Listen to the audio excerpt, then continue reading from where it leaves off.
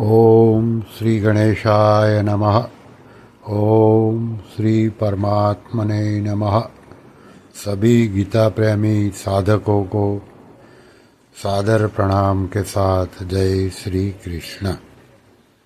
तत्वज्ञान की प्राप्ति के लिए कर्मयोग और सांख्य योग का वर्णन होने से चौथे अध्याय का नाम ज्ञान कर्म संन्यास योग है।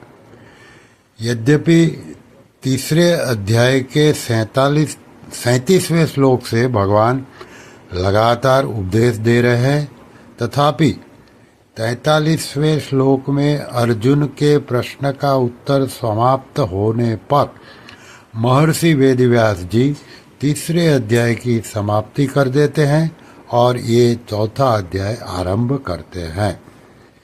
जिस कर्मयोग का विषय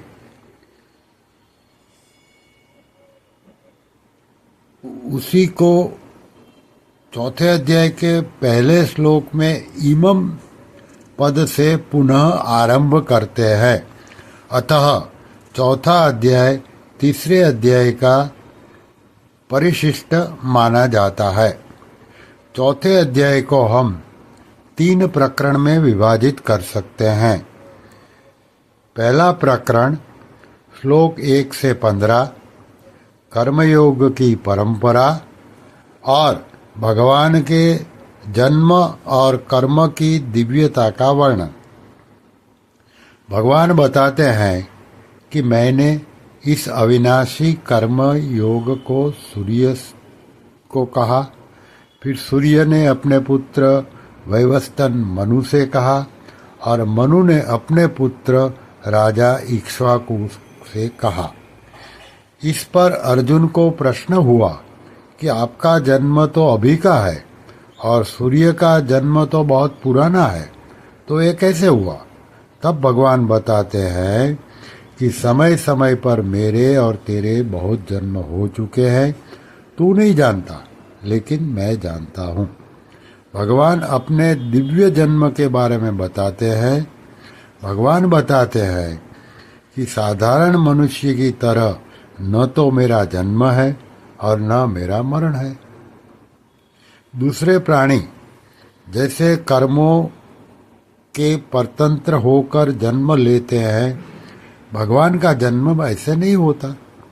भगवान अपने अवतार का अवसर बताते हुए कहते हैं कि जब जब धर्म की हानि और अधर्म की वृद्धि होती है, तब तब ही मैं अपने आप को साकार रूप में प्रकट करता हूँ। भगवान कहते हैं कि मेरे जन्म और कर्म दिव्य है। इस प्रकार मेरे जन्म और कर्म को तत्व से जो मनुष्य जान लेता है, वह मुझे प्राप्त होता है। भगवान कहते हैं कि भक्त जिस प्रकार मेरी शरण लेते हैं, मैं उन्हें उसी प्रकार आश्रय देता हूँ। भगवान जन्म और गुणों के आधार पर 4 वर्णों को भी बात करते हैं। दूसरा प्रकरण है श्लोक क्रमांक 16 से 32 तक कर्मों के तत्वों को और तदनुसार यज्ञों का वर्णन इसमें दिया हुआ है। इस प्रकरण में भगवान कर्मों के तत्व से जानने के लिए प्रकरण आरंभ करते हैं और कर्म और अकर्म की बात करते हैं। भगवान कहते हैं कि जिसके संपूर्ण कर्मों के आरंभ संकल्प और कामना से रहित है, उसको बुद्धिमान कहते हैं। उनके कर्म बंधन करता नहीं होते। जो सिद्धि और असिद्धि में सम है, वह कर्म करता हुआ भी उससे नहीं बनता। केवल यज्ञ के लिए कर्म करने वाला मनुष्य के संपूर्ण कर्म नष्ट हो जाते हैं। फिर भगवान भिन्न भिन्न साधनों का यज्ञ रूप से वर्णन करते हैं। कुल 12 प्रकार के यज्ञ बताए गए हैं। एक ब्रह्म यज्ञ, दूसरा भगवदर्पण रूप यज्ञ, तीसरा अभिन्नता रूप यज्ञ, चौथा संयम रूप यज्ञ, पांचवा विषय हवन रूप यज्ञ, छठा समाधि रूप यज्ञ, सातवां द्रव्य यज्ञ, आठवां तपो यज्ञ, नौवां योग यज्ञ, 10वां स्वाध्याय रूप ज्ञान यज्ञ 11वां, प्राणायाम रूप यज्ञ और 12वां स्तंभ वृत्ति प्राणायाम रूप यज्ञ। तीसरा प्रकरण है श्लोक 33 से 42 तक। इसमें ज्ञान योग और कर्म योग की प्रशंसा और प्रेरणा है। यज्ञों का वर्णन सुनकर ऐसी जिज्ञासा होती कि कौन सा यज्ञ श्रेष्ठ है। इसका समाधान करते भगवान श्लोक 33 में कहते हैं कि द्रव्य रूप यज्ञ से ज्ञान यज्ञ श्रेष्ठ है। संपूर्ण कर्म और पदार्थ ज्ञान में लीन हो जाते हैं। आगे भगवान कहते हैं कि तत्वदर्शी ज्ञानी महापुरुष के पास जाकर उनकी सेवा करके प्रश्न करने से वे महापुरुष तुझे तत्व ज्ञान का उपदेश देंगे। भगवान कहते हैं कि ज्ञान रूपी यज्ञ संपूर्ण कर्मों को सर्वथा भस्म कर देती है।